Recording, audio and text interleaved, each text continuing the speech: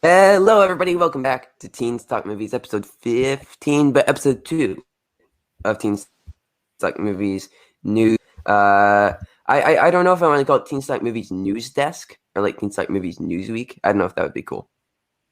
But I regardless, think that's a Atticus, cool how you name. doing? Good. How about you? I'm just fine. Atticus was up until 4 in the morning watching the Snyder Cut because he's a man. No, we'll go to Thomas.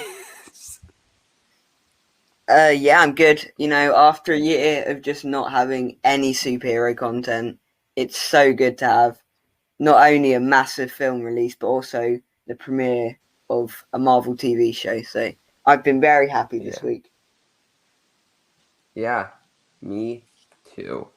But we also got plenty of other news, including what we will kick off the show with. The Oscar nominations came out on Monday, and we got some interesting ones. So on the show, we'll probably just cover picture, director, actor, actress, supporting actor, supporting actors throughout the awards race. Those are like the main one. So for you guys, it's 15 movies between those different awards. If you want to try and watch them before Wow. the Oscars night, I've seen 8 of them, I think. So Dang. up to you guys if you want to try and watch them. But let's get into these nominations. So kicking off with Best Supporting Actor, Sacha Baron Cohen for Trial of the Chicago 7, expected. Daniel Kaluuya for Judas and the Black Messiah, supposed to win. Leslie Odom Jr. for One Night in Miami, expected. Paul Raci, Sound of Metal, expected. Here's the weird one. Lakeith Stanfield for Judas and the Black Messiah.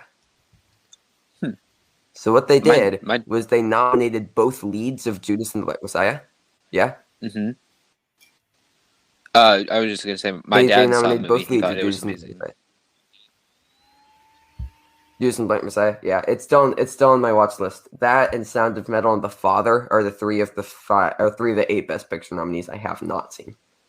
But it's weird because they nominated the 2 leads of the movie, Daniel Kaluuya and Lakeith Stanfield, both in supporting actor. I watched the film yesterday though, and they are sort of on the same sort of level. So I don't really see which one you'd put in the best actor role if you were doing that. I think they are both either supporting actors or lead actors. So, but like, here's the thing: every movie's supposed to have like a lead actor, right? Like, even if it's a big example like Avengers Endgame, you could still claim that like Chris Hemsworth, Chris Evans, and Robert Downey Jr. are the quote unquote leads of the movie. Like with this, if you're gonna put them in the same category, put them both in Best Actor.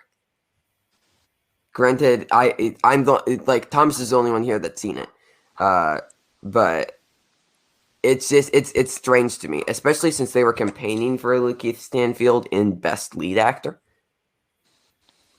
The Academy still nominated him in supporting actor, even though he was being campaigned in lead, which does not make a lot of sense. But moving on, unless you guys have any more comments on supporting actor. No, I think Daniel Kaluuya is probably one. I think the only other one that might get it is maybe Sacha Baron Cohen, but I think Daniel Kaluuya should win. The 2 that I would have wanted in here that aren't here are Kingsley Ben-Adir as Malcolm X in One Night in Miami. He was so good.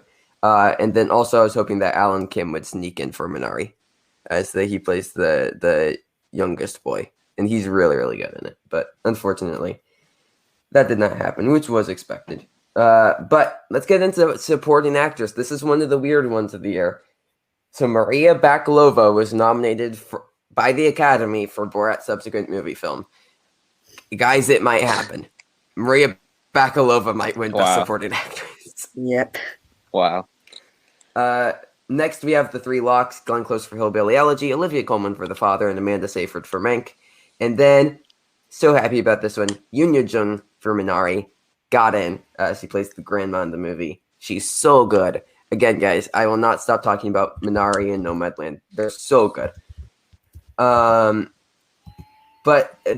like we knew the 3 locks were going to be in. But the big thing here is Jodie Foster, after winning supporting actress at the Golden Globes for The Mauritanian, doesn't get nominated here.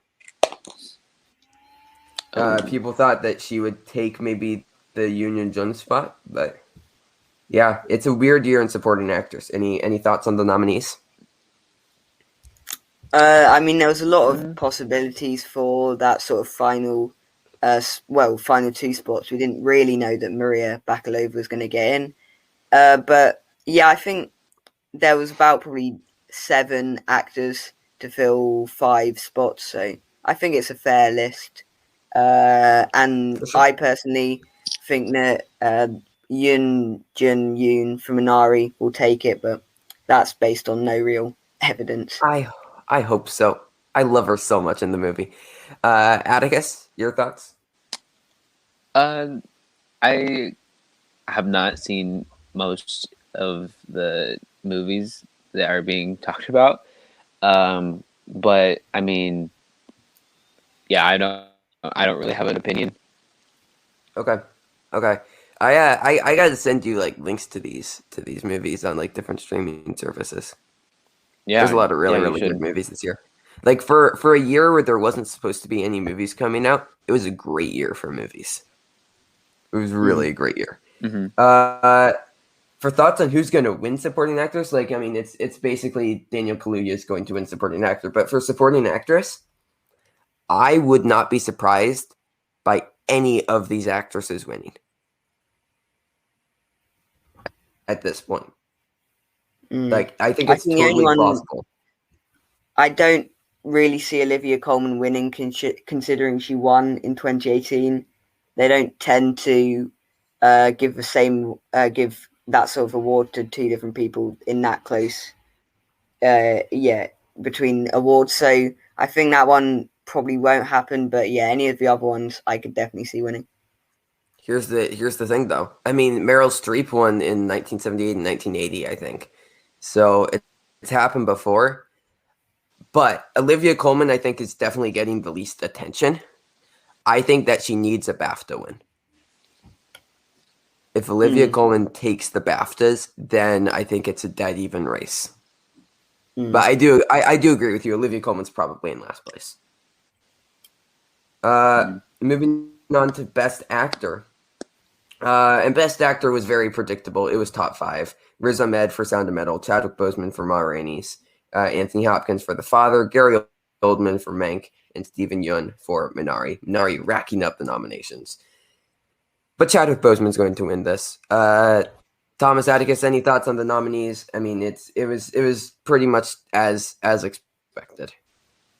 I don't think there's really much to say here other than Chadwick Boseman's going to win, and deservedly so.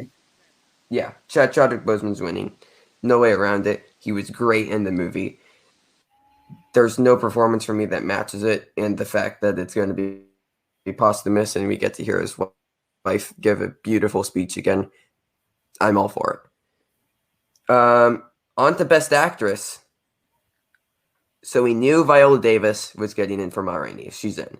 We knew Frances McDormand was getting in for Nomadland. She's in. We knew Carey Mulligan was getting in for Promising Young Woman. She's in. We knew Vanessa Kirby was getting in for Pieces of a Woman. She's in. That last spot was weird because you have Amy Adams for Hillbilly Elegy. You have Andra Day for United States vs. Billie Holiday. You have Zendaya for Malcolm and Marie. Like you got a lot of interesting ways that you can fill that in. I even like Rosamund Pike for I Care a Lot after she upset Maria Bakalova for Best Actress Comedy or Musical at the Golden Globes. Though I don't think they could give it to her again after Gone Girl because she basically plays the same character. But that's beside the point. They gave it to Andra Day after she built up some steam for a performance in the United States vs. Billie Holiday after winning the Golden Globe for Best Actress. Thoughts on these 5, Thomas? It was as we expected with the top 4, but Andra Day is the one to get in. I mean, I would have liked to see Rosamund Pike getting, because I did see that film recently, and it's not a great film, but her performance is excellent. So I would have liked to see her at least get a nomination. But I think it's really between Frances McDormand and Carey Mulligan here. Which one of them will get the win, though? That's still pretty up in the air. Agreed. Viola Davis and Vanessa Kirby don't have enough steam built up. Andra Day, here's the thing. Andra Day could come out of nowhere. Because I'm hearing that I have not seen United States vs. Billie Holiday, but I'm hearing the same things, Thomas, that you were saying about I Care a Lot. The movie's not great, but her performance is amazing. And they did the same thing with Judy for Best Actress last year. Movie wasn't great, but performance was amazing. I was hoping that we'd get that with Amy Adams in this spot instead of Andra Day, because again, you could say the same thing with Hillbilly Elegy. Movie's not great.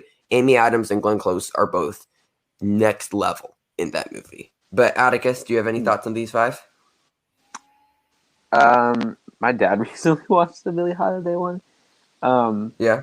He said he loved it. But okay. Yeah, again, I don't really have an opinion since I haven't watched any of them. Okay. Yeah. No, United States vs. Billie Holiday and Hillbilly Elegy are definitely the lowest critically received movies to get nominated in these major categories. I think both of them are around 40 on Rotten Tomatoes. But I enjoyed Hillbilly Elegy more than others, and I have not seen United States vs. Billie Holiday, so I will reserve full opinion. Best Director. This one was weird. So we have Lee Isaac Chung for Minari. Super stoked about it. Super hyped. And then we had the locks. Emerald Fennell for Promising Young Woman. David Fincher for Make. Chloe Zhao for Nomadland.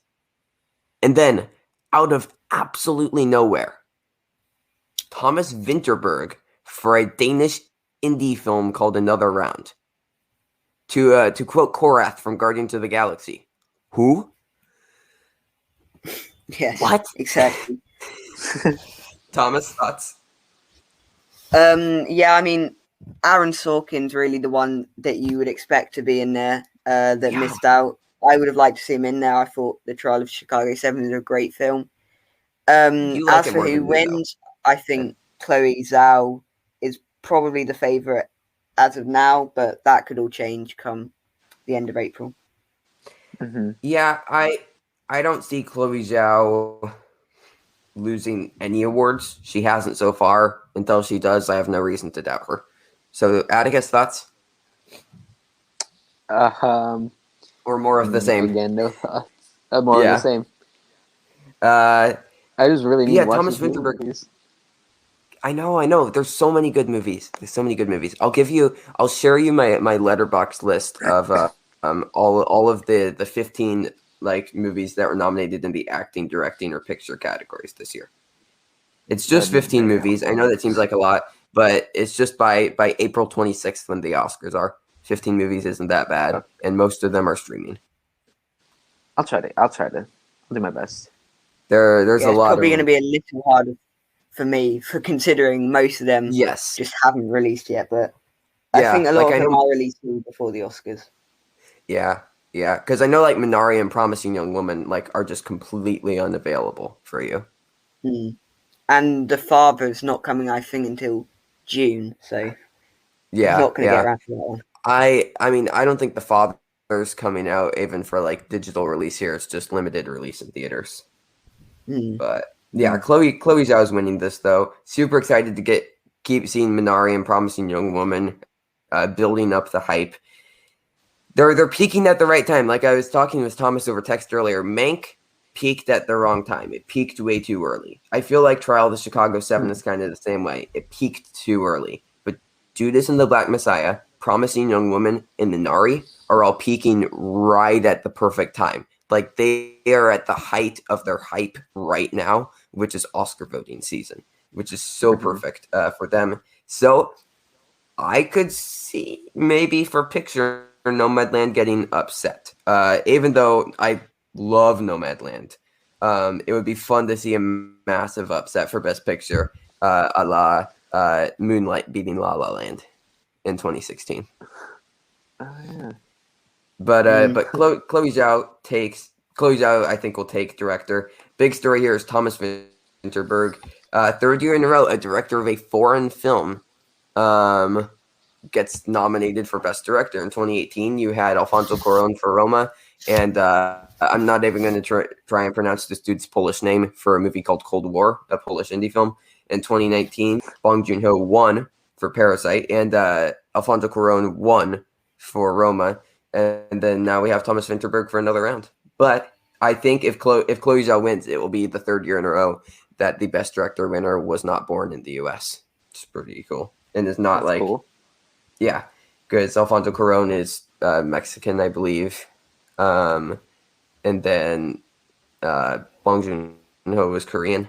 And then Chloe Zhao was born in, I don't want to say, I think she was born in China, but I wouldn't quote me on that, even though I'm saying this on a podcast. I'm going to quote you on that. Yeah, it is China. I just looked it up.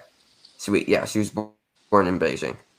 Cool. Also, I've been watching Chloe Zhao's other movies. The Father, or sorry, not The Father. That's a Florian Zeller movie. The Rider from 2017 is really, really good. I still have to watch songs that my brother taught me. But The Rider's, I love Chloe Zhao's style of filmmaking. It's so good. It makes me even more hyped for Eternals, and she's doing an adaptation of Dracula next year as well. Ooh. But Chloe Zhao is so good. Like her, Wes Anderson, and Taika Waititi are probably my top favorite working directors. I know, Thomas, you aren't a massive fan of Wes Anderson, though.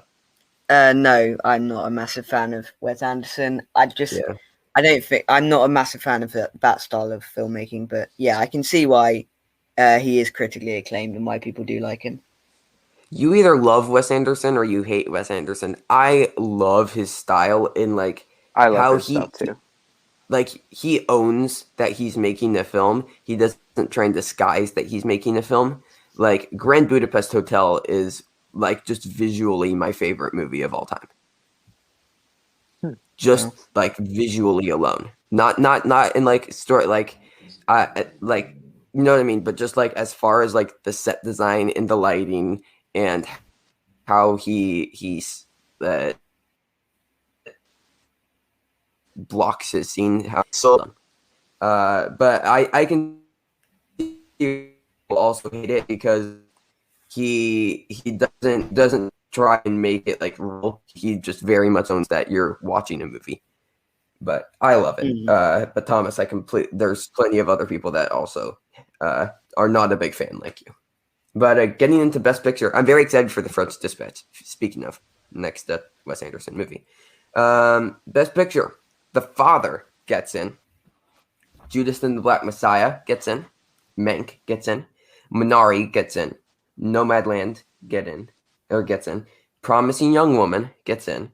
Sound of Metal gets in. And Trial of the Chicago 7 gets in. The massive snubs, One Night in Miami and Ma Rainey's Black Bottom were both snubbed. Thoughts on Best Picture and who got snubbed? Well, I too really do enjoy One Night in Miami and Ma Rainey's, so I'm sad to see that they're not in. But I think the big shock is really that they only picked 8.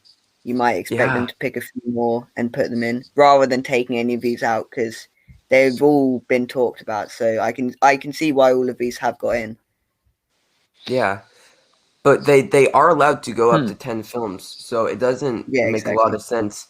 If they went up to 10, then you get One Night in Miami and Ma Rainey's in, because both of them are great movies. I love both of them. I probably, if I had to pick, I'd put in One Night in Miami, just because I feel like Ma Rainey's was more actor-driven, and One Night in Miami had great performances, but it also was a bit more screenplay-driven. But if I had to pick, I'd put in One Night in Miami. I just don't know what I'd take out. Probably The Father, because I haven't seen it.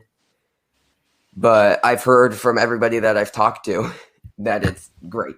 So I'm not too upset, because One Night in Miami got recognized for Leslie Odom Jr. Ma Rainey's going to win for Chadwick Boseman, and it got recognized with Viola Davis. So I'm not too upset with Picture. And my prediction for now is still Nomadland, but I'm rooting for Minari or Promising Young Woman. I think Yeah, Nomadland's probably the favourite now, but there are lots of ones that could upset it. I think Judas and Black Messiah as well has had a recent push, so I could see that upsetting it definitely. Yeah. It's always fun when you get the upsets. Like The Favorite, which was The Favorite, got upset by a Green Book, which was weird. Atticus, your thoughts? Well, here's the thing. When you were talking about upsets, my mind went to my NCAA bracket, and how many times I was going to put in. Anyways, We're all thoughts, Roberts. We're all Roberts over Ohio State. Yeah. My thoughts. I would have to say that I do not have an opinion again, but I am wanting to see all of these movies just by you guys talking about them. Atticus said, at least try and watch the 8 Best Picture nominees. Yeah, that's what that. Yeah, you should just send me a list of like the most important ones, and I'll watch them. Okay, sweet. And I'm still working through a lot of them as well, but yeah, that's it. That's it for our Oscar talk. But next news story here, we got an In the Heights trailer, and wow, does that look good? Oh my gosh, I love Lin-Manuel Miranda and Anthony Ramos. Yeah. So Thomas, you got to see this live, correct? Yes, I have seen this one live, and I probably preferred it to Hamilton, so I'm very excited to see what this film's like. This comment might not go down well, but did you not like Hamilton because you're British? No, I didn't not like Hamilton. I thought, okay, yeah, I thought it was good, but I didn't think it was okay. great as everyone was saying it was. Again, that comment probably will not age well once this gets released to the public, but whatever. You can just cut it out. Thomas, were you offended? No, not at all. Okay, British people, don't get offended. No, I loved Hamilton. Hamilton was one of my favorite things released last year. It doesn't belong in awards because it already won like 57 Tonys, but that isn't an accurate number, by the way, before somebody calls me out for it. But no, In the Heights looks great. I have not listened to the soundtrack. I haven't seen it live. I all I've seen are the trailers, and I know that I love how Lin-Manuel Miranda writes songs, and I love how the casts that he gets sings his songs. Like 9600, which I think was being sung towards the end of the trailer, just sounds so great. So I'm very, very excited for it. Thomas is the only one that really knows what's going on, but I'm so hyped for In the Heights. Comes out June 18th on HBO Max. So we will definitely be doing a review of that on the show. But any more thoughts on In the Heights, everybody? Just not really. For it. I think you said it all. Yeah. And Atticus, I know you pointed out, I'm very excited to see Anthony Ramos, who plays Philip, and I can't remember his other character in Hamilton. But I'm very excited to see him back. Yeah. Whatever. You guys know who he is. Anyways, I'm very excited to see him working with Lynn once again. Moving on. Too.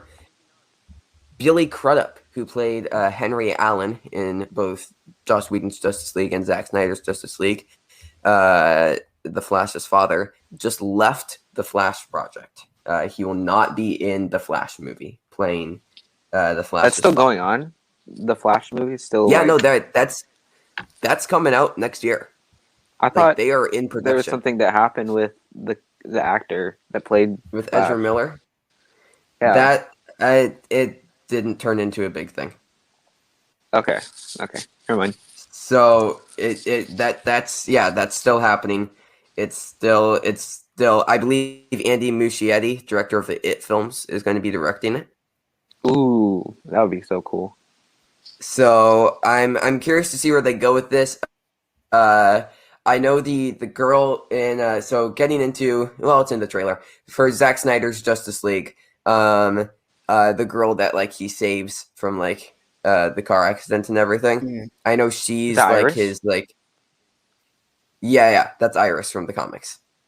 Ooh, I'm excited. So I believe she's supposed to be in the Flash movie, Iris. So, and I can't remember the actress's name. But I know that is Iris. She's going to be in the Flash movie. From what I've heard, and what people have told me is Awesome. that they are going to be replacing the Henry Allen character with his mom, who is actually still alive and wasn't murdered by his father.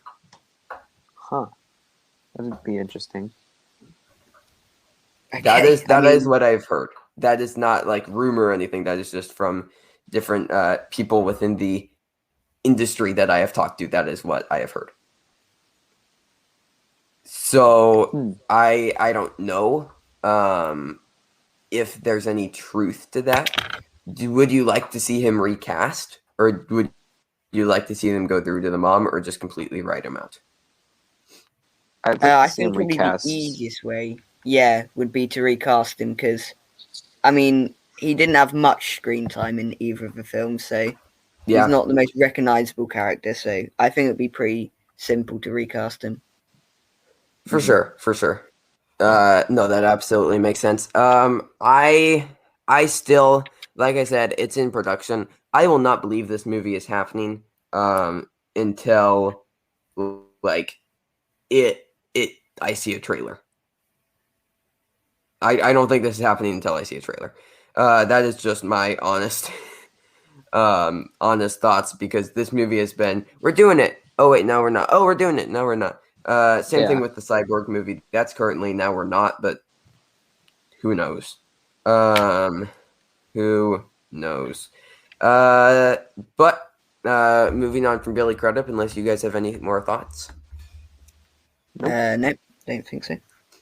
So Avatar has reclaimed the worldwide #1 box office spot after a re-release in China.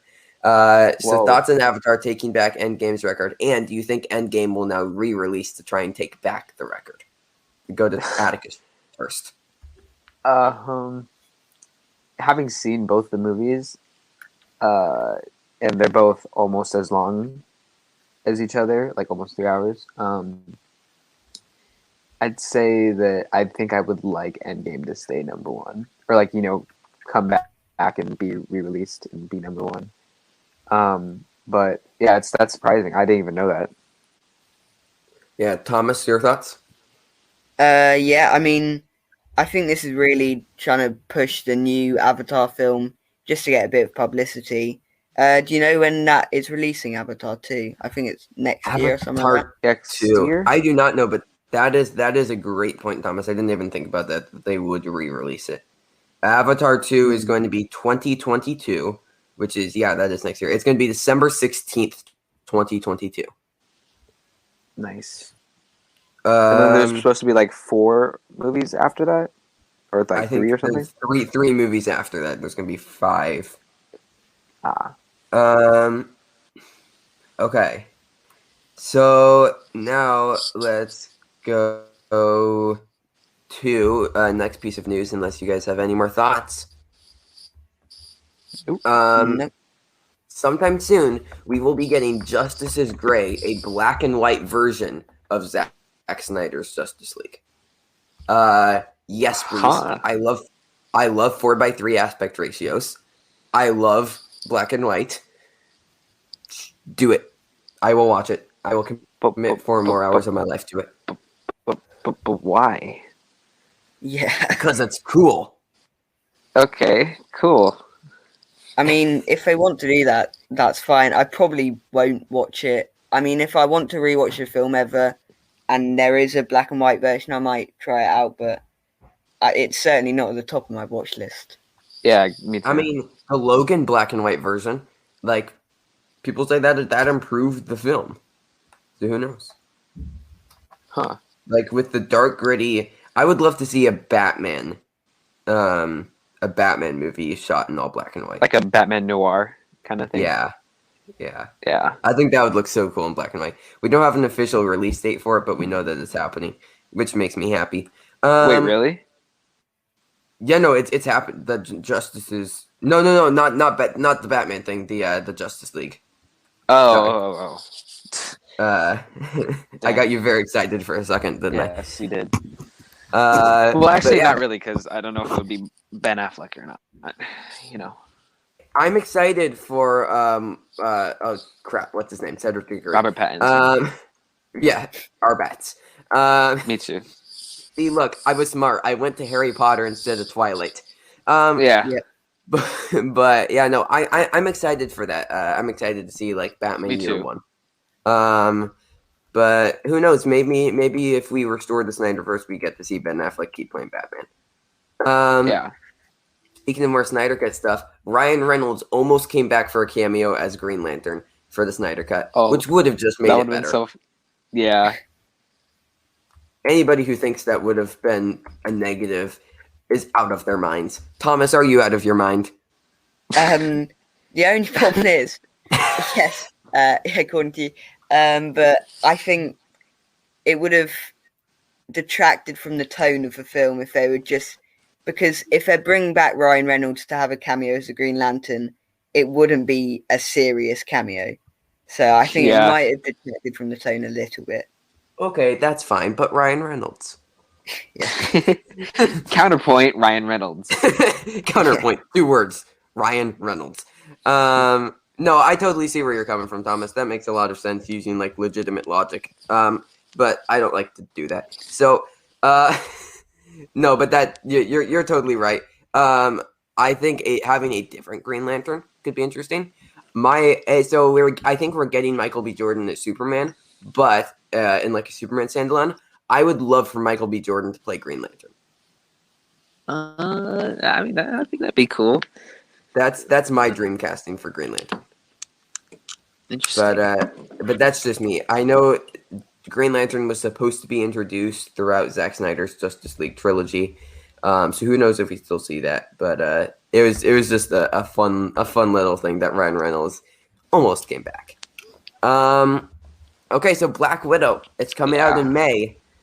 May 6th, I believe. Marvel says they will make, quote, a last-minute decision, end quote, on whether it will be theatrical or streaming. Where do you guys think they will go, and where do you guys want them to go? Starting out with Thomas. I think this is a hint that they're going to release it to streaming. I think if they wanted to release it to cinemas, they would have said. I think this last-minute decision basically means they're going to release it to streaming, although don't get angry at them. Because I want to see it in theatres, and I think most people do. So, yeah, that's what I think about it. I completely agree. I want to see it in theaters as well. I think the best option, especially with COVID going on in different variants, I think the best option is to do what HBO Max is doing and what they did with the Snyder Cut. You release it in theaters and on streaming at the same time. But I think that makes the most sense, because for people that can, because like Thomas, are you in England, or are you guys locked down right now? Well, partially. They're sort of opening things up a bit, but I think cinemas will be opening a bit later, so I don't know if they'll be open by May, but they should be, hopefully. Yeah, no, definitely, hopefully. And I mean, and from everything that I've heard, like movie theaters are being very safe about things and taking precautions, like they aren't selling concessions. They're spacing everybody out. So for people that, have the ability to do it, but for high risk people, it definitely makes sense for me to make it accessible for them. So even if you just do like not necessarily a $30 paywall, because I feel like $30 is a bit much for a lot of people, but if you put it behind a $20 paywall, or you can go see it in theaters, I think that makes the most sense. But Atticus, what are your thoughts? My thoughts, I think I would, like you both said, I think I would much rather see it in the theaters. But if it comes to streaming, I'm not going to be, mad at it or anything. But I think that the $30, pay is it's like easier on our family because like my family because I have like 6 people in my family Right. and or well including me 6 people. So Yeah. it'd be about the same amount of money to go to the theater than just to stay here and buy it. Right. So yeah, I think that if either way is fine, but I think that if it releases like the Snyder Cut did in theaters and on streaming, I think I'd be happy. Yeah. Yeah. Definitely. I mean, and that's a good point you bring up, both of you, Thomas, that you think this means that they're hinting towards streaming, but also Atticus, like for bigger families, it's about the same price. But if you just have like a couple who are living on their own, Yeah, that's $30 for 2 people, or even just like a person living by themselves. $30 yeah, for one person isn't like $20 just feels more manageable than yeah. $30. So Mm-hmm. I'm curious to see if they will drop it down because they've been getting a lot of flack because like HBO Max is releasing their movies. Like if you have HBO Max, you get the movies the same time they release it in theaters. Which is so cool. Right. And Disney Plus is making you pay $30 on top of what you're already paying for Disney Plus. Right. So I'm curious to see if they will even just like lower it to 10 or $20 for the rental. Yes. Because and the other thing is like I don't believe that you get to keep the movie. It's just a rental. So like if it was $30, but you also get to own the movie digitally, then it makes more sense. But just you pay $30 to watch it once. Yeah. It's a weird decision So my to me. family and I did for Mulan and Raya. Yeah, yeah. I didn't But know that speaking was of just Disney a Plus, rental. the Ewok movies and the holiday special are coming to Disney Plus, as well as the Ewok TV show and the Oh. Droids TV show. We are getting it. I'm forcing everybody here to watch them. Oh my god. I'm just happy that all of Star Wars will be in one place. We are not going to exclude against the Ewoks and the holiday special anymore. This makes me happy. You guys? Yeah, No, I mean, really. I don't really care, to be honest. I haven't seen them and I don't Yeah, me really too. plan to, so they can release them onto Disney Plus, but probably won't watch it. Yeah. Man, okay. The thing that I am legitimately probably the most excited about that they're putting out is the 2003 like Clone Wars animated series that's like animated like it's by this Japanese animator and he's like really great. It's like if you put it all together, it's like a 3-hour movie that takes place during the Clone Wars. It was released from 2003 to 2004, so in between Attack of the Clones and Revenge of the Sith. So there was like 25 episodes, each episode being like 3 to 5 minutes, and all together, it actually makes a really solid like animated movie. So I'm very excited that they're putting that all out on Disney Plus for it to be more accessible to people. But yeah, so basically they're just putting all of Star Wars on here, which is very exciting. So it was Gendy Tartakovsky was the guy who did it. But anyways, he's really really good. He's a Russian animator, but it's really really great.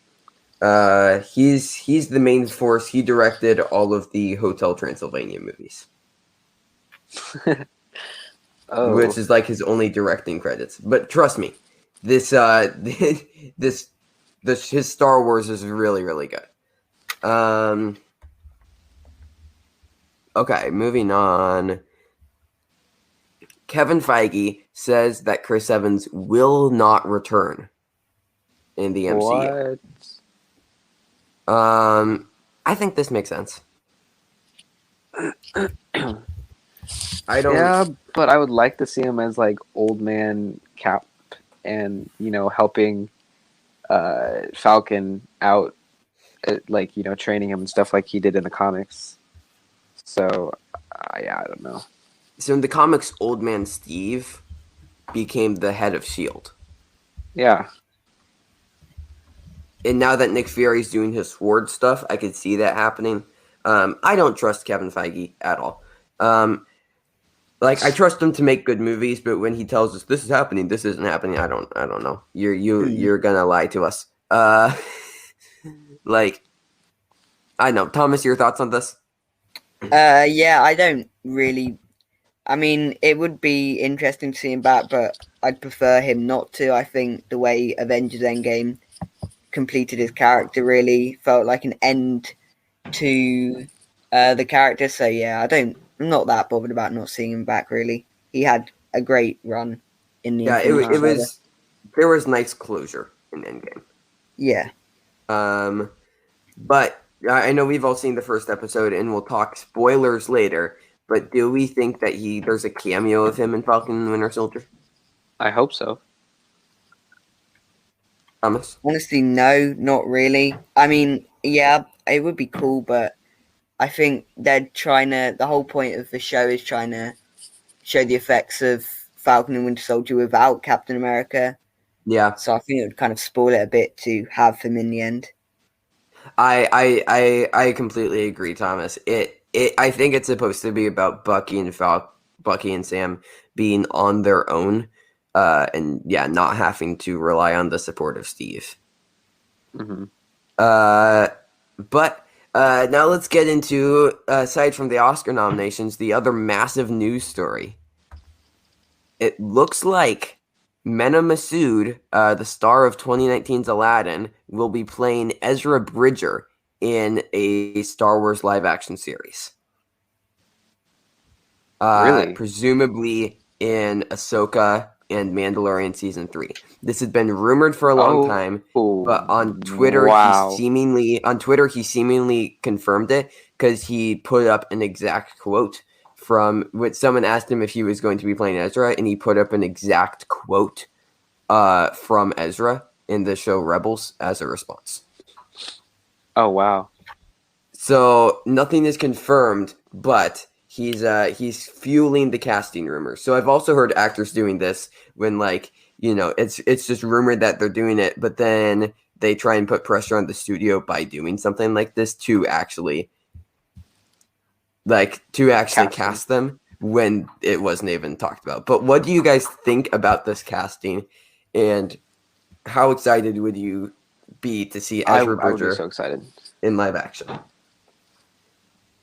Thomas? I mean, I haven't seen Rebels or the Clone Wars.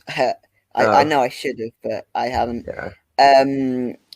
So, yeah, I mean, I've heard a lot of good things about it. So, and I know of it, so it'd be cool to see him appear. But yeah, I don't really have a connection to those series. Yeah. If you pull up a picture of Ezra Bridger, do you think this casting works? Yeah, I think the casting works definitely. He is. I mean, he's fine in Aladdin, but yeah, I think it works. And yeah, excited to see what he does. Mm-hmm. Atticus, your thoughts? I've seen both Rebels and Clone Wars, so yeah. I mean, obviously, it's just not in Clone Wars, but I think that it would be so cool, spoiler-free, if he came back. Yes. Yeah, for sure. That'd be so cool. And we know that we're getting Thrawn already, and I we don't know who's playing Thrawn, but with those connections, it makes a lot of sense for Ezra to show up as well. Trying to stay spoiler-free as possible if Thomas still wants to watch Clone Wars and Rebels, which he should. I'm trying to stay spoiler-free too. But I'd be very, very excited to see Mena Massoud. Where would we want him to first show up? Mando Season 3, maybe even Boba Fett or Ahsoka, or something else. Ahsoka. I'd say Ahsoka. Yeah, I think just because they Ahsoka, have more history and stuff. I think Ahsoka makes sense because she's hunting Thrawn. And that's what the Ahsoka show is going to be, hunting down Thrawn. It makes a lot of sense for Ezra to be there too. Thomas? Right. I know you aren't as familiar. Again, but... I'm not too sure. I'm not too familiar, but I think Ahsoka's in Rebels, isn't she? Yes. Yeah, so I think that probably makes the most sense to see her in Ahsoka. Yes. But we'll see. Because she interacted with Ezra quite a bit. But so that is it for our main news. But let's get into Falcon and the Winter Soldier and Zack Snyder's Justice League. Guys, this will be full spoiler talks. So if you have not seen Falcon and the Winter Soldier, Zack Snyder's Justice League, I would not listen to the following part. We'll probably do Falcon and the Winter Soldier and then take a break, then go into Zack Snyder's Justice League because there is a lot to talk about. But I think we'll start out with Falcon and the Winter Soldier, and also I will probably clip out each of these reviews for people to listen to the reviews on their own. But guys, are you ready to talk Falcon and the Winter Soldier? Yeah. Yes. For sure. Okay. So guys, spoilers in 3, 2, 1. Atticus, your first reactions. I love the way that it was made. Like the I like how it was directed. And I like how it seemed like an action movie, and it was almost as long as a movie. But I mean, it was like half a movie. It was 46 minutes. Right. Still, it felt geez. long. This is a fifth of the Snyder cut. Oh wow. Anyways, carry on. Sorry. But I like how they were referencing the blip and just talking about it a little bit more. And I also liked Falcon's suit, his comic book accurate suit. I love the suit. Also, it's fun to see Rhodey show up. I was not expecting that. Yeah, I me thought neither. that was a bit random, but definitely down for that. Pretty cool. Yeah, I mean, more Rhodey. Love Rhodey. Thomas, your first reactions to Falcon and the Winter Soldier. So my favorite MCU films are Civil War and Winter Soldier, and a big part of that is having Falcon and the Winter Soldier, and then they're two of my favorite characters. So I was really looking forward to this series, and yeah, it was a great start. I think it was a little slow, but I mean that's fair enough. It's the first episode of a 6-part series, and yeah, I think it's got lots of potential. I really like what they're doing with the characters and really showing them sort of more in depth that you wouldn't really get with the films, which I think is great about these Disney Plus series. For sure, absolutely. So I'll give my thoughts, and then we can talk about each character's story throughout it, each Bucky and Sam's story throughout it individually, because they are kind of split up. But I was happy to see Sam. Guys, the budget is $25 million an episode. Wow, which is insane. That's ridiculous. Yeah. Like over the course of 6 episodes, this is $150 million TV show. Oh my goodness. For 6 episodes. Like, this isn't like Game of Thrones where it was like, I don't know how many episodes Game of Thrones were, but I know it was more than 6. Yeah, this is insane. But no, I loved how they were dealing with how the blip would just affect everyday stuff like mental health and also like financial situations. It was really cool to see how that played out. But yeah, and also just how it kind of played into it felt very grounded, which is I'm with Thomas. Captain America: The Winter Soldier is my favorite MCU movie. Me too. So I believe Henry Jackman is doing the score again. I might be completely off on that. Oh, Wikipedia doesn't have it. But if it isn't Henry Jackman, then like Jackman, whoever did this did a solid job emulating his. Yes, it is Henry Jackman. So Henry Jackman did Captain America: Winter Soldier and Civil War. You might also know him from doing, I believe, the Kingsman movies. He did X-Men First Class. He's done quite a few Marvel projects, but I love his motifs and themes. But yeah, no, overall it was a really solid first episode. Definitely slow, but they're setting stuff up. Also, still no Zemo so far.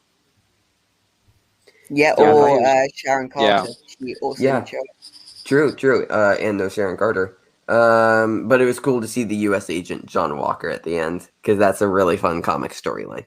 But who do we want to kick off with? Talking about Sam or Bucky? Let's talk about Either Sam, one. because that's where the show started. For sure. Thomas, do you want to take the lead?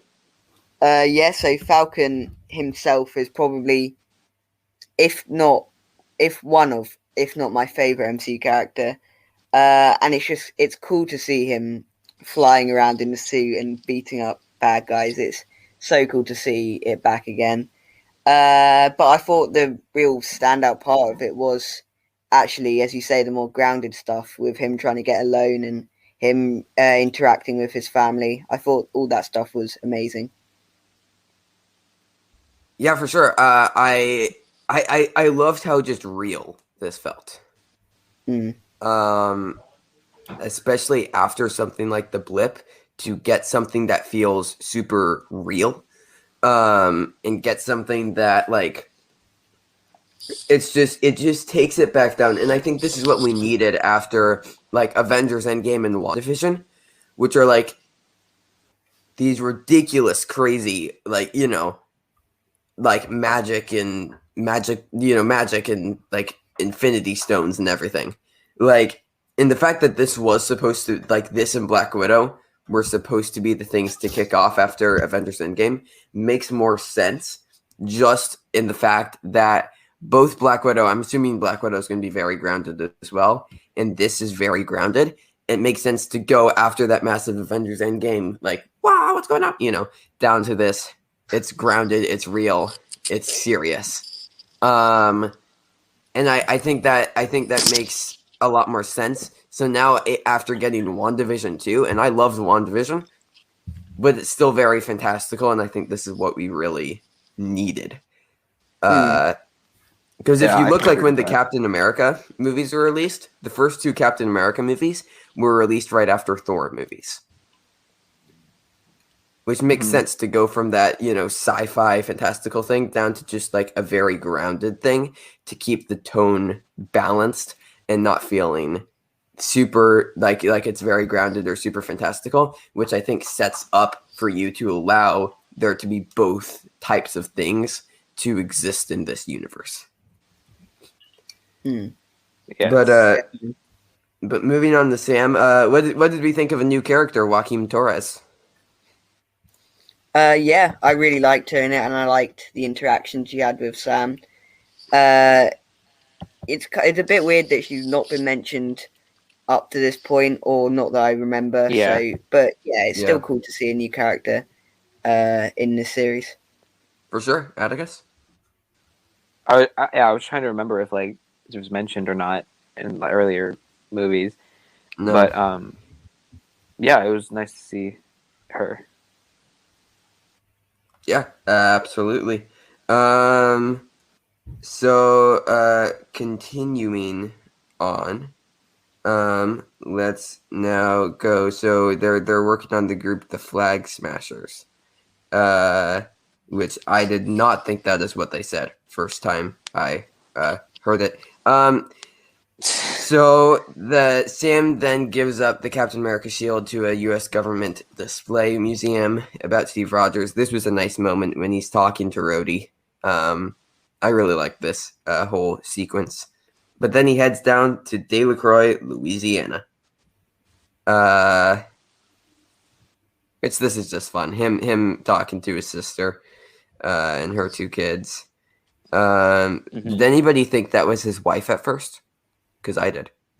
Yeah, that is exactly what I thought. Actually, I didn't think that, but yeah, I Good can see for how you, that, Atticus. I'm just kidding. Yeah, see, guys, I'm very good at plot, character fleshing out. I don't know. Yeah. I haven't had You coffee done? yet, so I don't know. Okay. No, I'm gonna keep I. talking. Oh, you're gonna keep. Um, By all means, yeah, keep going. Winter Soldier. No, we're still talking about Sam. Oh, Um, dang. but no, this was nice. Trying to use his status as a famous superhero to get himself a loan doesn't work. Dude, the lone dude, kind of a jerk. Also, turning down because the business had poor profits over the past 5 years because Sam was like dead. But you know, Yeah. again, I do like that they're taking a grounded approach to what would happen if something like the blip had occurred. Yeah, giving But explanations. yeah. So, anyways, the Sam story ends in this episode with Torres investigating the Flag Smashers and sees a bank robbery in Switzerland. And this dude has like ridiculous strength. Do we think this is Zemo? I honestly hope not, because what I really enjoyed about Zemo in Civil War was the fact that he wasn't a superhero. Yeah. I think that made his character very interesting. So if this was him, yes, fine, but I'd prefer it not to be. Yeah, for sure. kind of reminded me of. Oh, sorry. Go ahead, Atticus. No, go ahead. He kind of reminded me of like a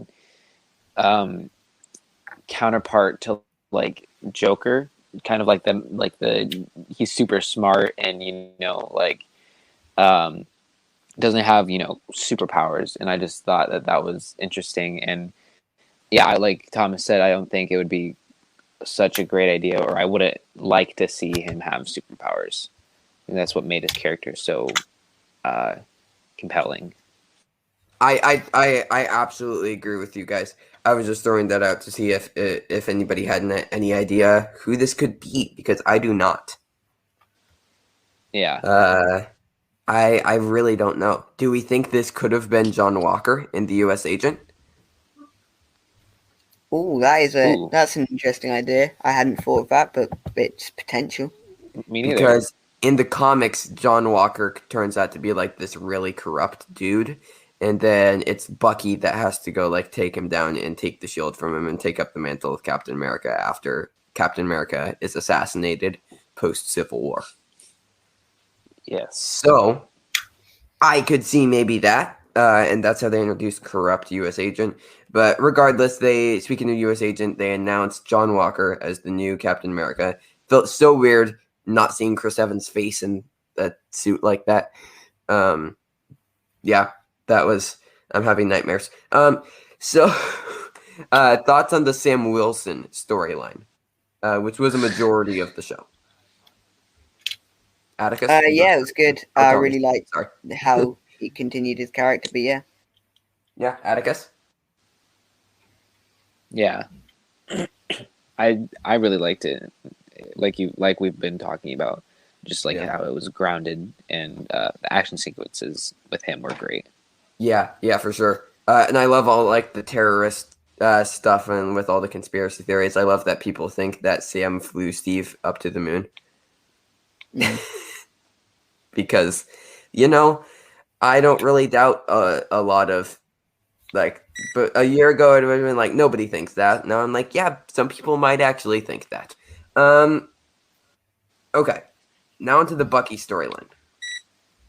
So Bucky is attending government-mandated therapy after being pardoned.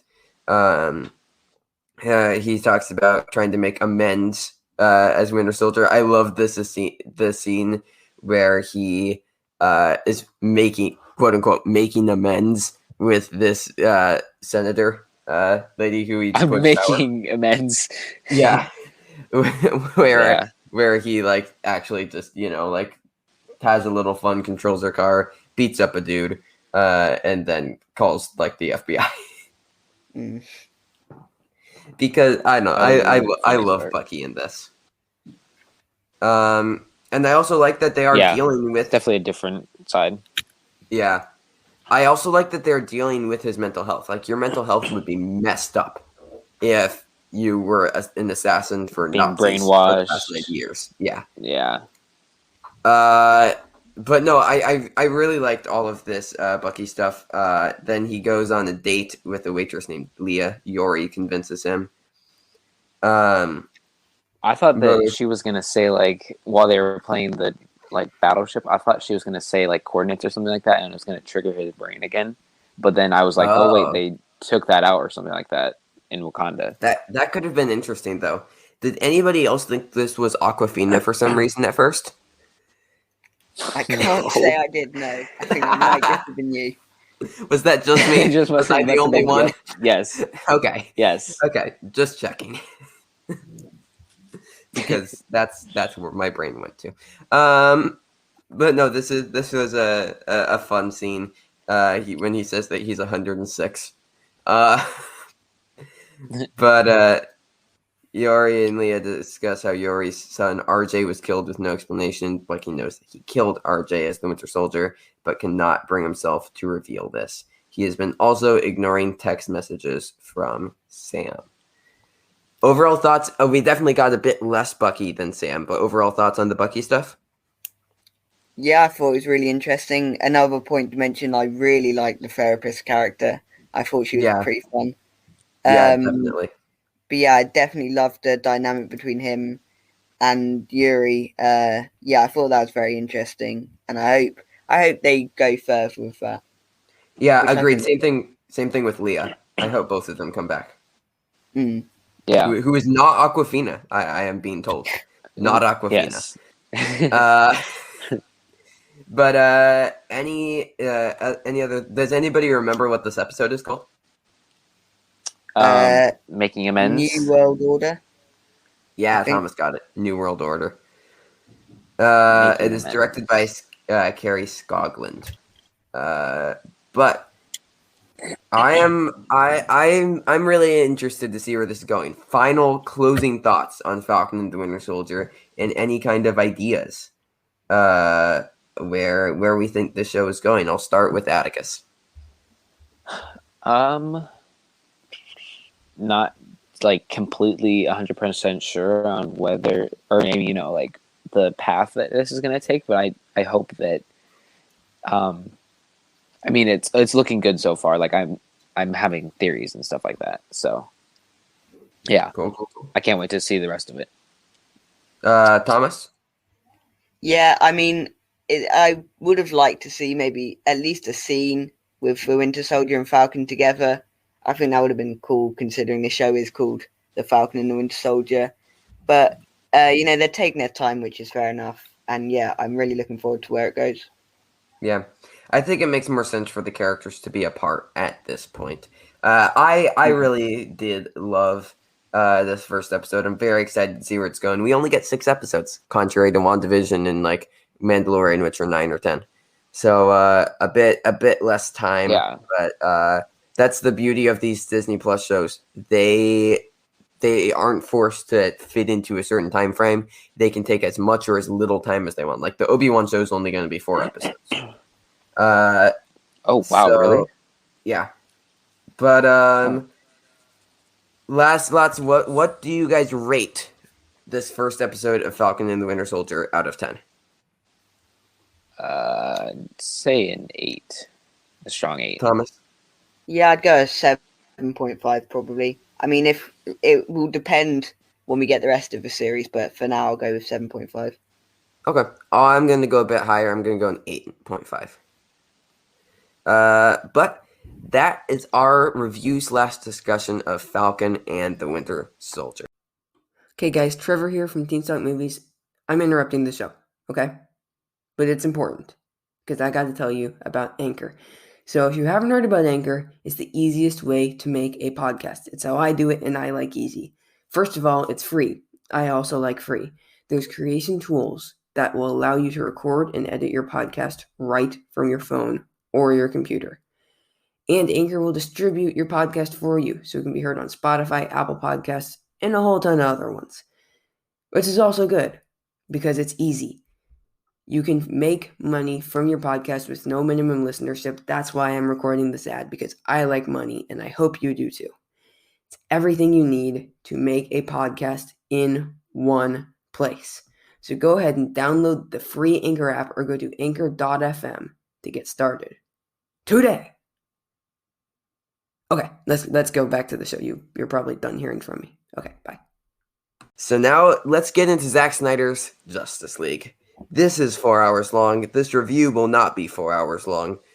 But opening thoughts on Zack Snyder's Justice League. Also, has everybody seen the 2017 Justice League? Yes, regrettably now. Atticus, you haven't? No, I have. Yeah, I have. Oh, okay. So we all have. Okay. Yeah. I'll start with Thomas on this one. Opening thoughts on Zack Snyder's Justice League.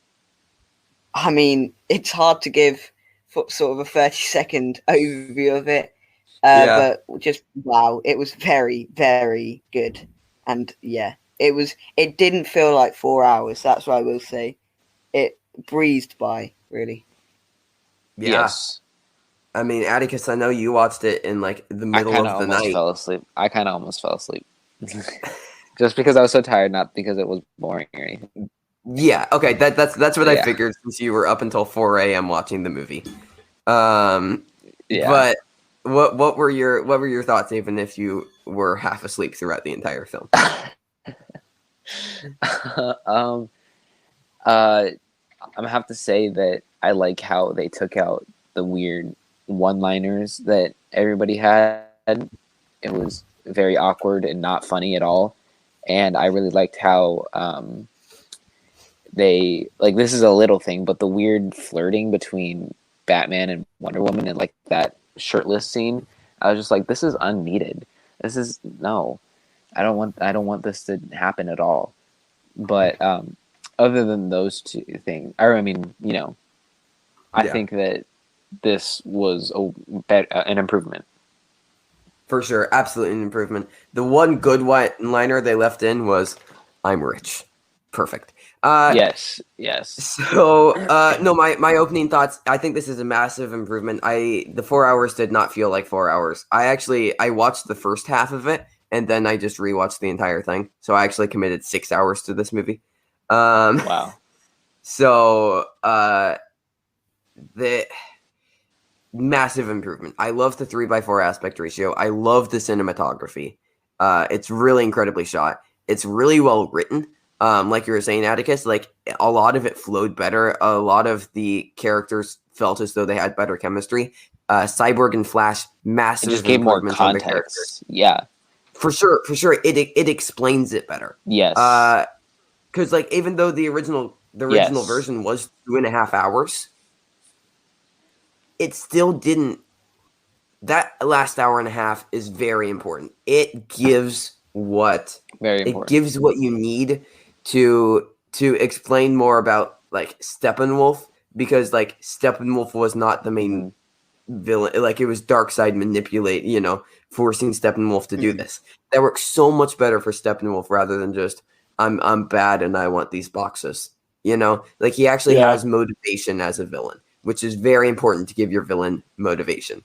Cyborg and Flash, like giving their backstory, even just that car scene with the Flash, like that builds so much of his character just in one scene that we know what this character is. We know what this character's ideals are. So now we care about this character when he goes into this massive fight. And during the final battle, when he gets like shot and has to like limp his way, and then we get the call back to the Batman vs Superman like vision scene that Bruce had where he rewinds time. That like it was all set up. Like Justice League felt like we're gonna pay off things that we didn't set up. We're gonna be like, oh, this is a really cool thing, but we didn't set it up at all, so nobody cares. This took the time to set everything up and then paid it off for us. Because like with the Avengers, like pretty much everybody got like a movie to set them up before it. With this, we just had Man of Steel, Batman vs Superman, and Wonder Woman. Cyborg, Flash, and Aquaman were unseen before this, but all three of them, like, and it really focused on Cyborg, Flash, and Aquaman. Like, if you look at who had the most screen time in the movie, it was Cyborg, Flash, and Aquaman. So which I liked a lot. Yeah, like they were the heart of the movie because they had to be. We all know and love Batman, Superman, and Wonder Woman from previous films. But this made us love Cyborg, Flash, and Aquaman, so that way we cared about every member of the team. Sorry, that was long. But moving on, let's just take each character one by one, and then we can talk about the epilogue. So let's start with Superman. What did we think of Superman's arc throughout it? I'll start with Atticus. I think that it was different from the Justice League, Joss Whedon one. Not a whole bunch, but still, it was like he had more. I feel like he had more motive and more. He was more useful, I guess, because he came at the last second and like in the original one, and this time he was there for like not all of it, but a good portion of it. And I also was like, how did he not know, or how did he know where they were fighting if he was, didn't even know why they needed him? So I like how he went to Alfred and was like, because he's Superman. Yeah, but like I like how he went to Alfred and was like, where are they? I want to help. Blah blah blah. Yeah. So yeah, I think that it was interesting. Also, the suits was interesting too. Black suit is so freaking dope. I love it. Thomas, your thoughts? Well, you can tell the difference between this version of the Superman and the one in the Justice League from the opening scene. With the 2017 one, it's got that really weird and silly scene with the phone and stuff. So, and this time it's got just a lot better opening where it really sets a tone. But I mean, a lot of the major criticisms that was going in before this film of Superman was that, it's not going to be the Superman that people know and love. It's sort of a different take on it. But as someone who's never a massive fan of Superman, I'm not very bothered that they've made him darker. I think it just makes the character more interesting, really. Well, and it follows along with what Zack Snyder has done. He's making DC dark and gritty. And some people don't like that, but at least he's consistent. He makes it dark and gritty, and he commits to it. And he doesn't, it doesn't work for some people. Fine. But it really works for other people. I enjoy it. I really, really love Man of Steel.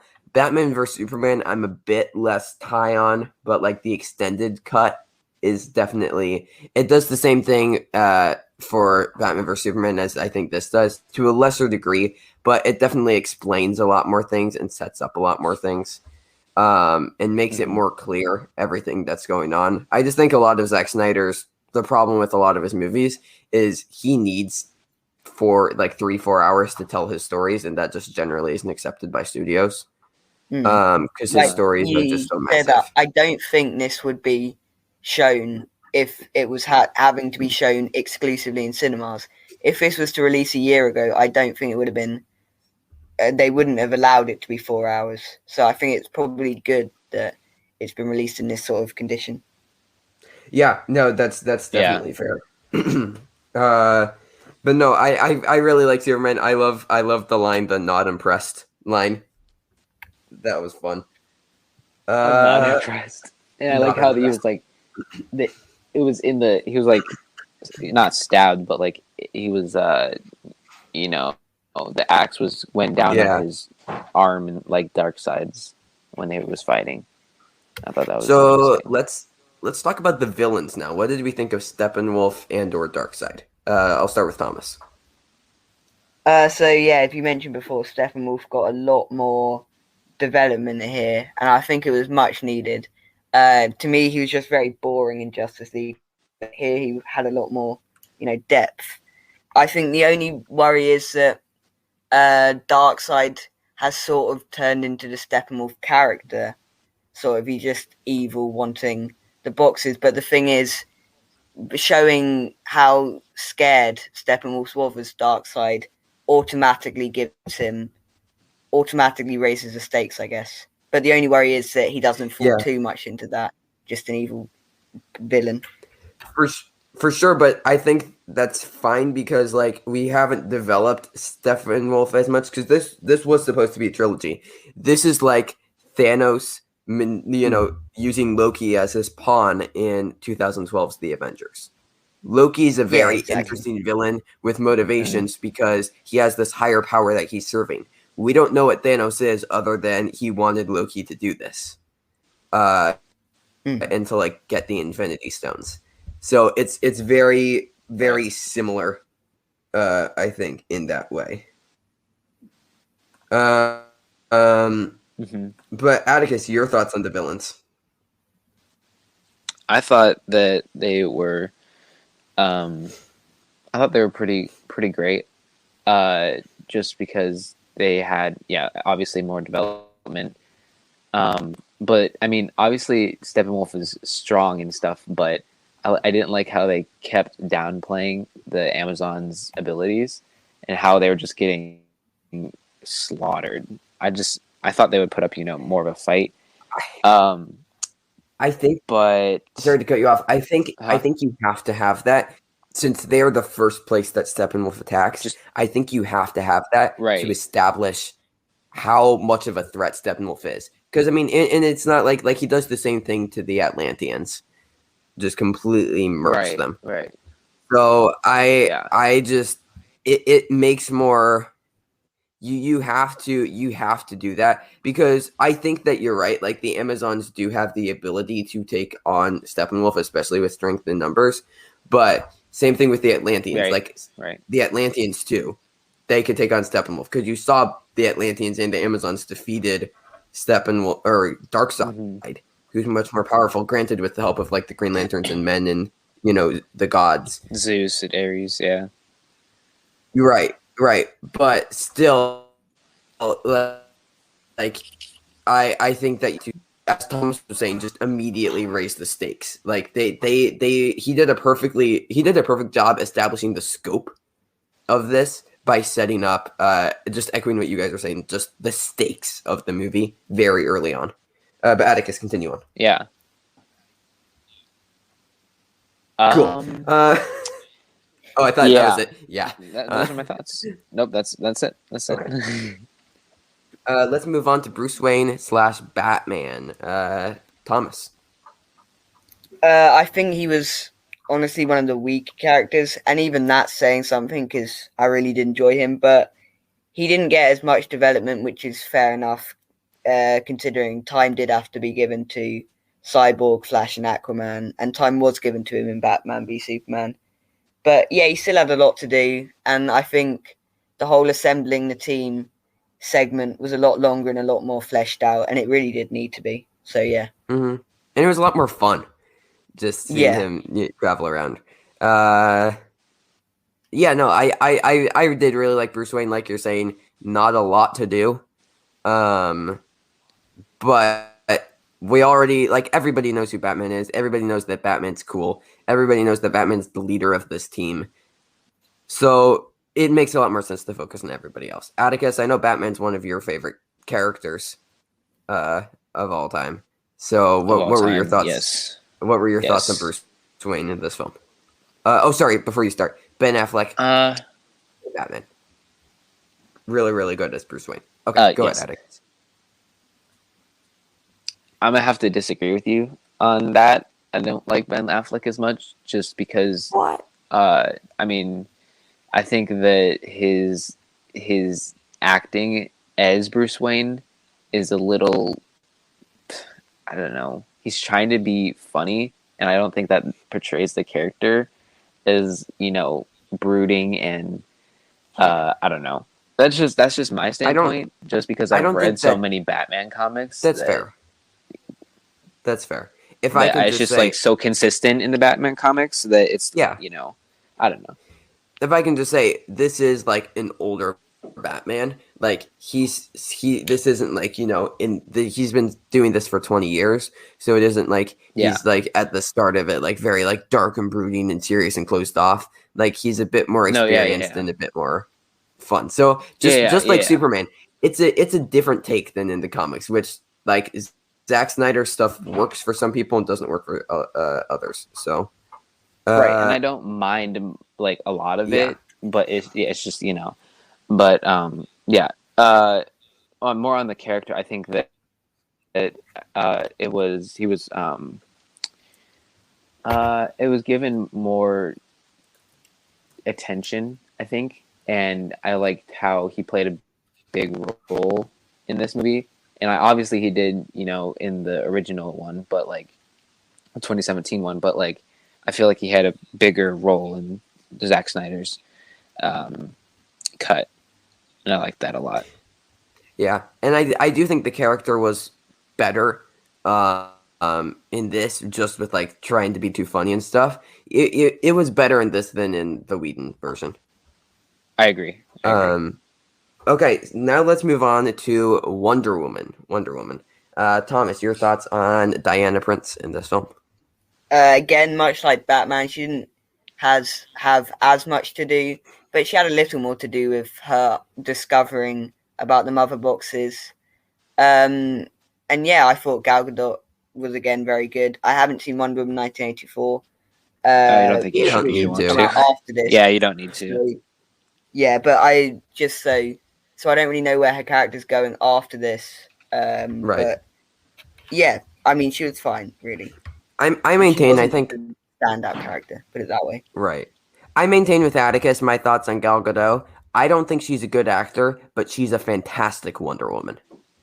Yes. I don't like she's an okay actor, but her as Wonder Woman is one of the greatest casting choices ever. She's so good in that role. Just like Chris Evans as Captain America, just like perfect role. Right, but I do think that he can act in other things. Like same thing with Robert Downey Ransom. Jr. Gal Gadot hasn't. I love Knives Out. Gal Gadot, I haven't seen much from her that convinces me that she's great. Otherwise, I'll see what I think of Death on the Nile and Cleopatra. The coming couple years, because she's working again with Patty Jenkins on Cleopatra. So I'll see what I think of that. But yeah, so Atticus, your thoughts on Wonder Woman in this film? I think that she did a way better job on this than she did in 1984. 1984 was just a disappointing mess. It just didn't live up to the first one, which, I mean, you shouldn't be like, oh, it should be just like the first one because it was so good. But, like, it was still disappointing. And I felt like in this Zack Snyder cut, I feel like she did a way better job acting and otherwise. Yeah. For sure. I think this was one of her better performances as Diana Prince. Also, just going back to Superman, I loved his relationship with Lois and Martha Kent. Why did you say that name? But I did enjoy all of the stuff with them. I wish we could have gotten a bit more. I like a bit more Lois and a bit more Martha Kent. But that's just me. I did like all of those interactions though once Clark had returned. But Thomas, let's talk about Aquaman. Yeah. So my problem with Aquaman here was he is very different in this film than he was in the 2018 solo film. Yeah, which is fine, but because it's played by the same actor, it sort of is a bit, I don't know, there's a bit too much difference there for me. I mean, he was good in this film. I mean, he had more development, he had a bit more to do, and his decision to help fight was really set up a bit more. But yeah, as I say, there was a bit too much difference between this one and the 2018 version, which I think is slightly off-putting. For sure. James Wan and Zack Snyder are just very, very different as far as their directing styles. So it makes sense that they would be different. But yeah, I definitely agree with you. He is very different.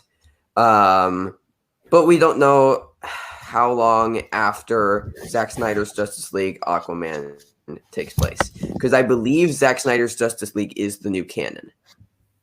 Yeah. Well, I hope they make it, even if it's not the official canon yet. Yeah. I believe it is the new canon. I don't know if they're going to continue on with the Snyderverse. But I believe that is the current plan. All right. So Atticus, what are your thoughts on Aquaman? I liked him a lot in this movie. I also liked him a lot in his standalone movie. But yeah, I don't really have anything like negative to say about him. Besides, I'm glad that he's not doing the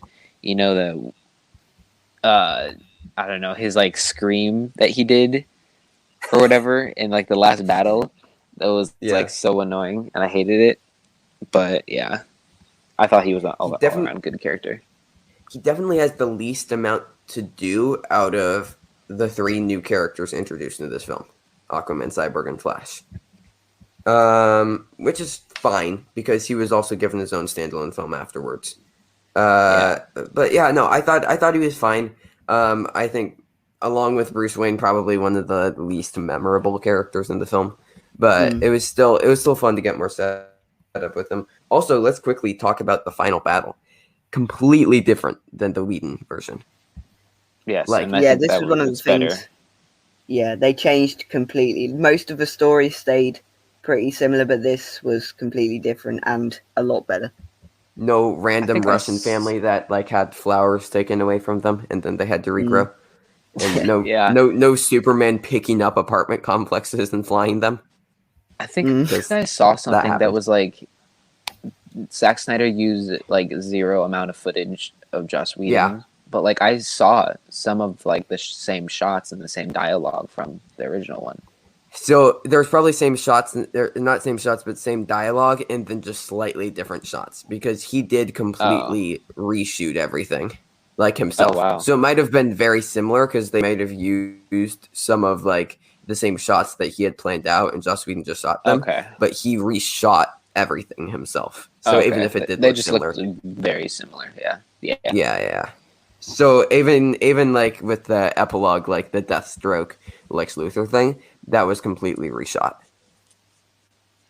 Even though it was a very similar scene. But yeah, no, I definitely enjoyed the final battle way more. We actually got the callback to the Flash running back in time to get to reverse things, which was a callback to Batman v Superman, so that was cool. Since we're on the character right now, thoughts on Flash in this movie? I'll start with Atticus. I thought that he was way less awkward, and I didn't like that about his character in the original, but I thought that he was more likable just because of like him like talking to his dad and stuff like that. I felt like that was more not powerful, I should say, but like just more meaningful. Well done. Yeah, well done. So yeah, I thought that he was a pretty good character and I liked him a lot. Yeah, a massive improvement on the character. He wasn't like he wasn't like, I mean, how do I want to put this? He wasn't a dumb kid in this. Like, he was to start, but it was because in the other one, it was like, he's a dumb kid at the start. And he kind of learns, but then at the end, he's still a dumb kid, you know? With this, we actually get growth. Like, he's like clueless and super awkward at the beginning, and then as everything goes on, he starts to figure out his place in the team. And with that ending culminating scene where he breaks his rules, it's such an incredible scene of him using like the Speed Force. Also, really cool. Like after like the Justice League was like disintegrated, and then they like all came back together, like with all like their blood and bones pushing it back together. It was really really cool. Yeah. That was But cool. Thomas, your thoughts on Barry Allen, aka the Flash? He's someone I hated, really. I think it's the best Yeah. way to put it. In the other one, I really found him very annoying. But in this one, him being, inverted commas, funny, in the last one, him being funny, I think it made him less likable in a way than he is here, because he's a lot more realistic and grounded in this version. And yeah, as you said, the backstory to him was a scene that, whilst it could be cut, it did feel very necessary to this version of the film. Also, the bit where at the end, he has a lot more to do in the fight rather than just pushing a car, which I thought was very stupid in the first one. Yeah, for sure. They gave everybody much more to do in that final battle, which made it a lot more fun and also raised the stakes. Before we talk about Cyborg, who I'm very excited to discuss, let's talk about the epilogue. Any thoughts on the epilogue? I was confused. Like I was like, wait a minute, what? And then it was going on a little bit more, and I was like, oh, okay. And then Jared Leto came up, and I was like, okay, yeah, no, I did not also like Jared Leto at all. Speaking of the Oscars, so happy. Like, thank would like to personally thank the Academy for not nominating Jared Leto for Best Supporting Actor for The Little Things. Thank you. This is my time. Atticus, carry on.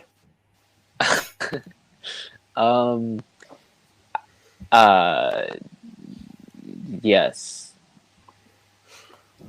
So I thought, well, Yeah. This is the only part of the film that I thought was unnecessary. It wasn't bad, it just wasn't necessary really to the plot at all. And I think it was Snyder being a bit indulgent here, getting this. But it feels like it's there to set up future stuff, which I hope we get, like with Jared Leto and Lex Luthor here. Yeah. Right. All that dystopian stuff of like Lois died, Superman goes haywire, he kills Wonder Woman and Aquaman, and then they have to like stop him. And then by like using the Speed Force to stop him, then that opens up the portals for Darkseid to come back, and then there's this massive fight. Which was supposed to be Justice League 2 and 3. Sounds really, really cool. And I think, like Thomas, you said, Epilogue was not needed. All of this could have been cut out. But even like the stuff with like Lex Luthor and Slade Wilson and Martian Manhunter and like Barry Allen getting the Central City, like getting a job at the Central City Police Department, all of that. It all, like all the Aquaman and Wonder Woman setup. It's also that way we can be like, hey, Warner Brothers, DC, this actually looks really cool. Can you do this? It was for him to show us all the cool stuff that he was kind of planning to do to hopefully get us to push for more, which it worked for me. I want more. Me too. Like just being completely honest. I absolutely want more Snyder verse. So to finish out the show, let's talk about Cyborg. Atticus, you want to take this one to kick us off? Yeah. I think he had more depth, and I loved his backstory, even though it was sad. I liked how it was showing him. I felt like there was a weird cut when there was like a parademon or whatever in his home searching for the box, and he like fought it in the original one, and then his dad found out or came home and was like, oh, they were looking for the box or whatever. I felt like there was like a couple of minutes added to that where he was I don't know, I just felt like it gave more context, and I liked how literally this whole movie is context to the first one that left like plot holes and just unanswered questions. Absolutely. Cyborg is the heart of the Justice League in this. Like he is the core. I love that they didn't just brush over his dad's death. Like, oh, his dad died, but we got to go fight. Like, they actually took a minute to address it, and that it did mess him up. And all the flashback stuff. It really same thing with Barry Allen the Flash. It makes you care about these characters and makes you want to see more of them and excited to see what they do in the fight. And his moments when he's like inside the box. I love when before he was always like as himself before Cyborg as Victor Stone.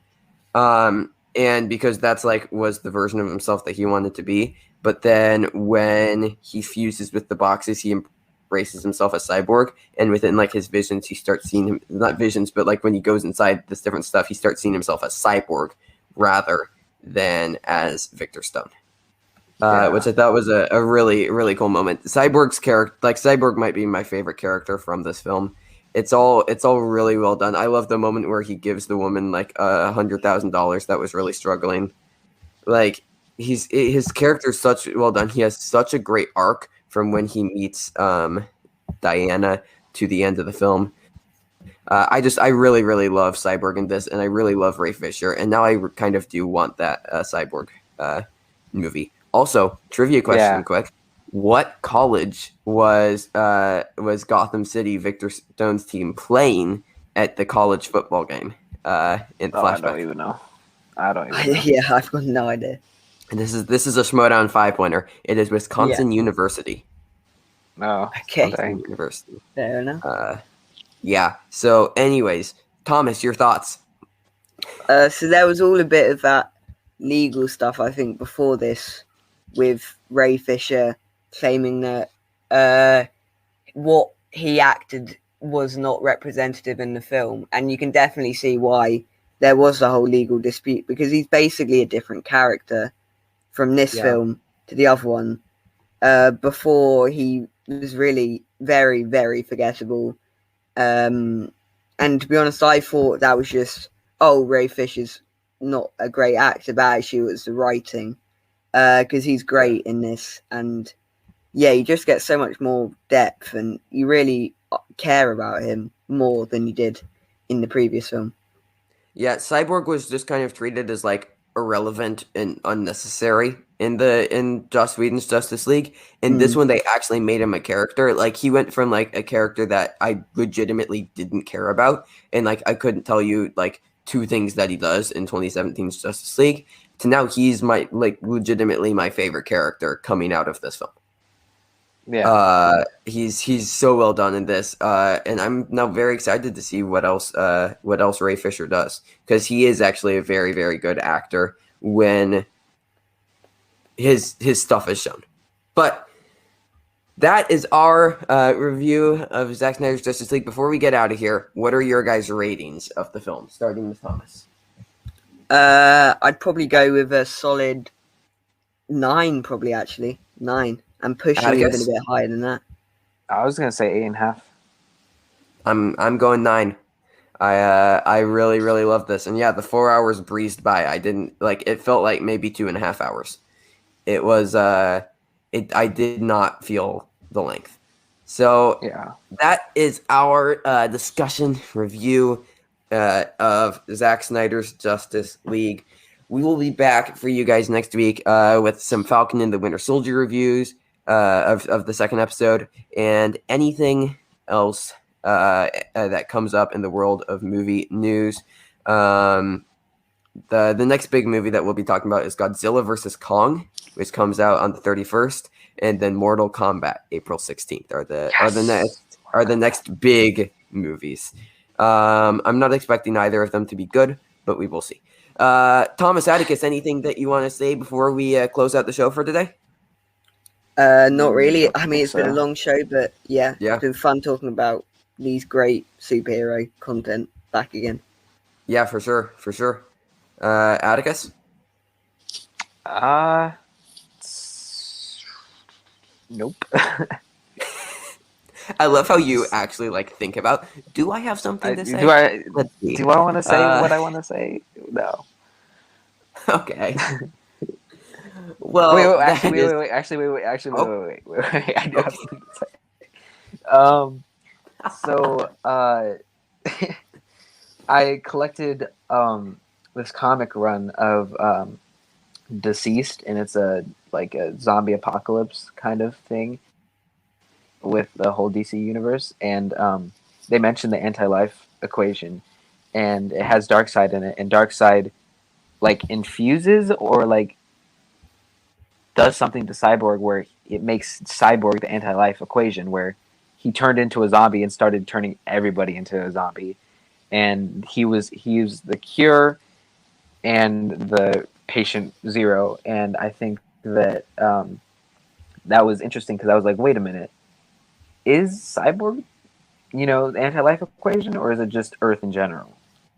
So I was just trying to like picture that, and I just thought that was cool. Anyways, Yeah, outro, you've definitely you read a lot more DC comics than I have. I've read quite a bit of Marvel, but you're definitely more informed than DC. But now that Atticus has said every single word that he wants to say on the show, let's get out of here. Not Thank every you guys single so word. much for Atticus. Be good. Thank you everybody so much for listening to the show. We will see you guys next week for Falcon and the Winter Soldier reviews and plenty of other movie news. I will talk to all of you out in listener land soon. Atticus, Thomas, I will see you guys Listenerland? sooner than next week.